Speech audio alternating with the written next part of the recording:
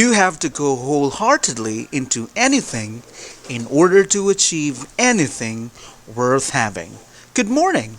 It's a beautiful day to enjoy and at the same time learn about something. How have you been? How are you coping with the new normal? The lockdown brought by COVID-19 pandemic drastically changed the daily routine, work arrangement, socialization, and even the educational settings. These changes may bring anxiety to those who are directly affected. The crisis and the response to it has exposed weaknesses in educational systems, while creating opportunities to reshape school education to a new paradigm that is more resilient and robust. On the other hand, the COVID-19 pandemic has provided an opportunity to learn new things. Some of us have gained new knowledge about ourselves and also about others. Some of us have had an opportunity to reflect on what we value and prioritize in life. Others have had lessons on friendships and the importance of kindness. But possibly one of the most important and profound learnings has been around the role of teachers and the supporting role of parents. The pandemic has been referred to as a collective trauma, but we should be wary of jumping to these types of conclusions. Trauma is characterized by a negative psychological response following an adverse event.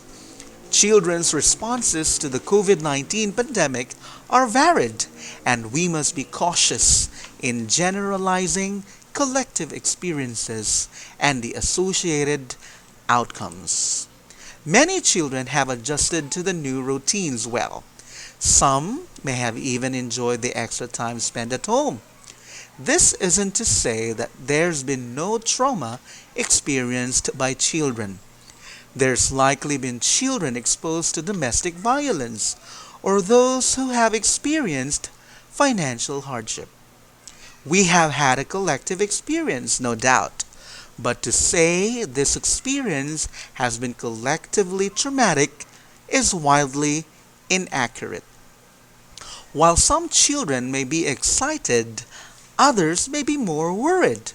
Some may feel a mix of emotions, and just like returning to school after a long summer break, possibly the most comparable event through a child's eyes, many of these feelings are normal. In fact, we must remember that parents and teachers, with their greater understanding of events, may actually experience more uncertainty than their children. Parents may be concerned that the government decisions will be reversed or worry about whether their child will be safe. Teachers may be concerned about their own health and workload.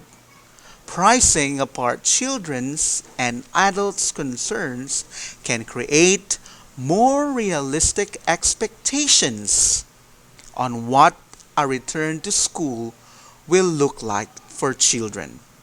What can schools do? A special superpower of schools is their ability to return to normality quickly.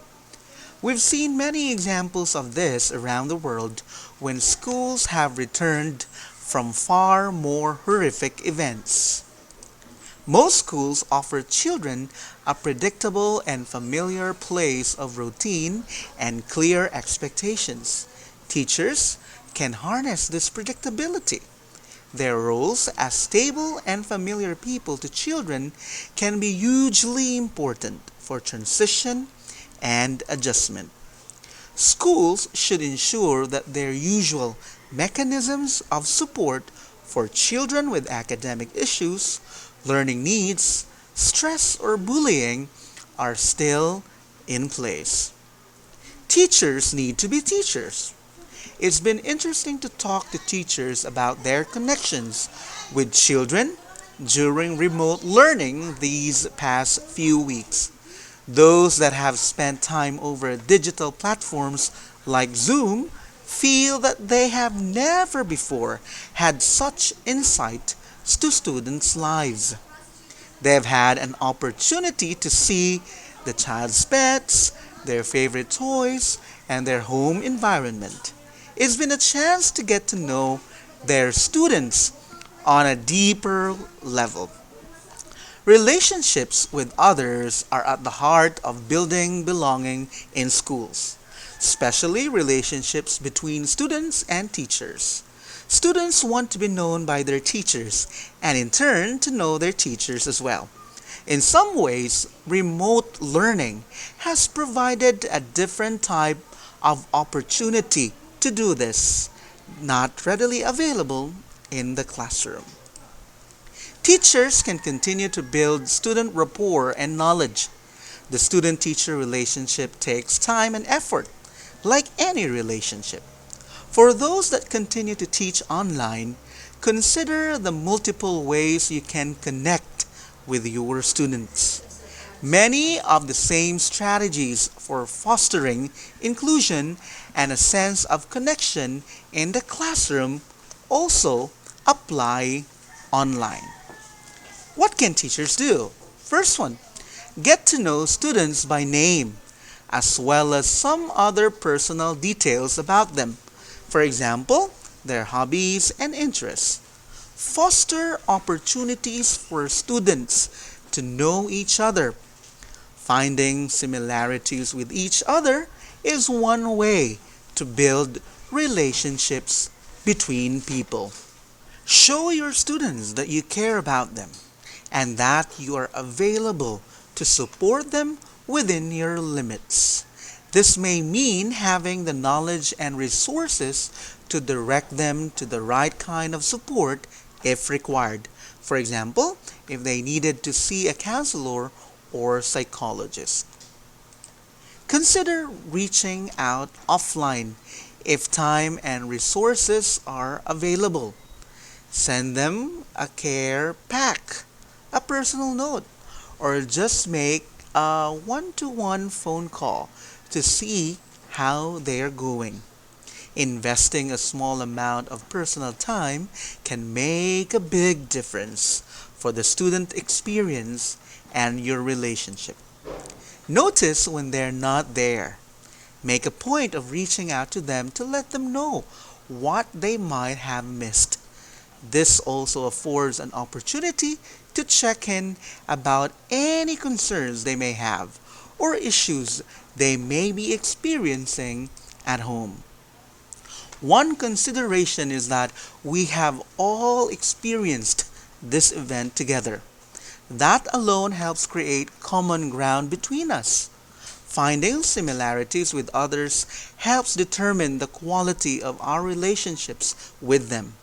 Communities often grow stronger after an adverse event, and this event should be no exception. Schools have unique communities to ensure this happens. Teachers and parents can also help facilitate connections with peers, but it may be wise to follow the lead from children here. Many of us have lived in the past 5 or so weeks at a slower pace. A return to school may create some wary people, and not just children.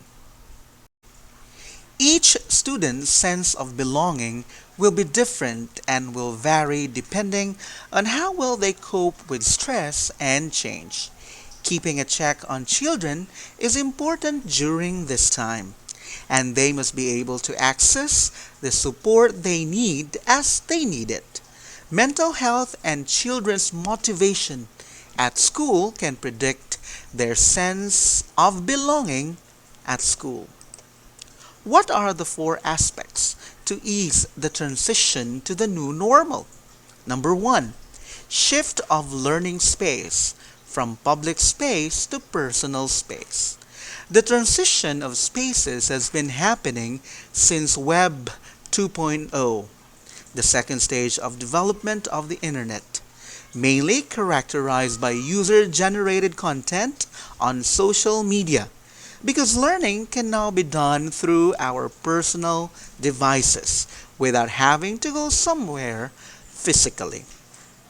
Along with that comes a shift in our social interactions from physical to virtual. We still interact with the learning community we are in. We still exchange conversations with classmates, our co-teachers, and lecturers. We are not cut off from the learning community. We have merely shifted our communication channels. Second one, the shift of delivery. Our teaching methods from one size fits all to individualized and differentiated learning. In a typical class, all students and learners will be taught the same.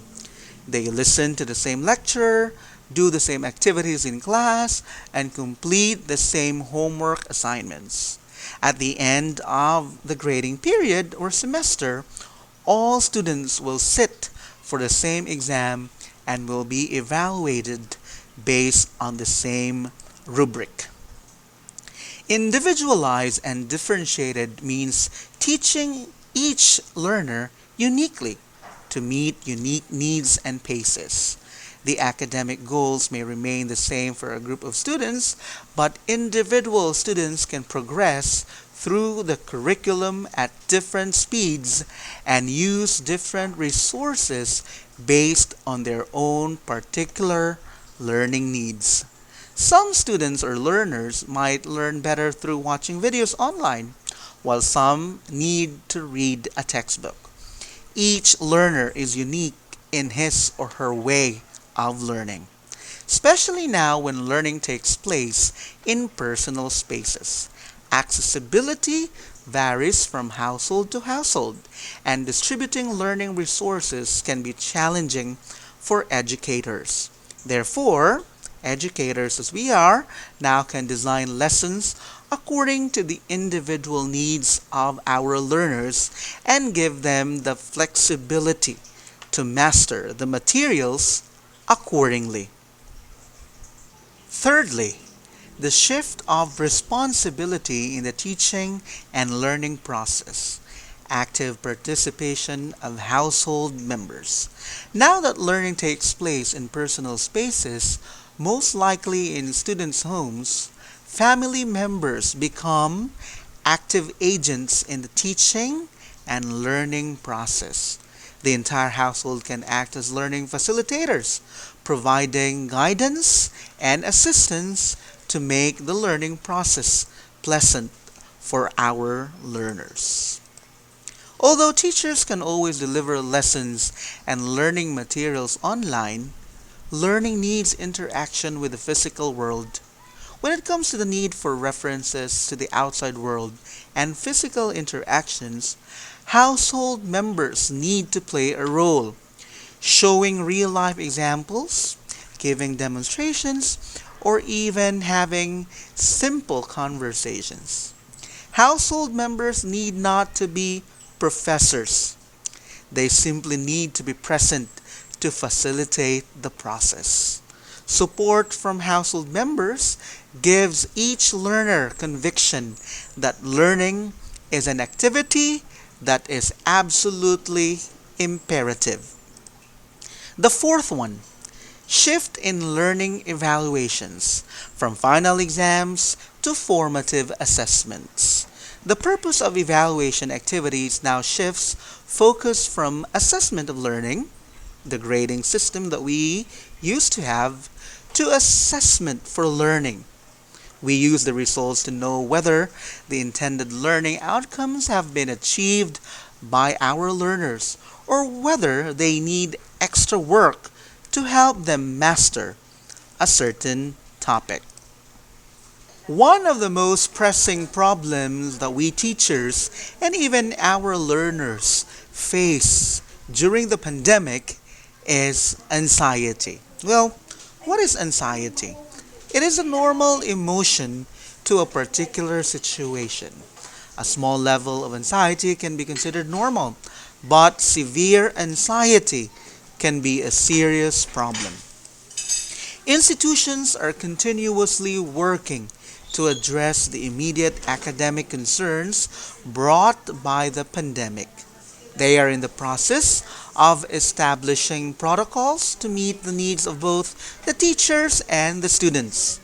Many are now on work from home arrangements and engaged in online learning.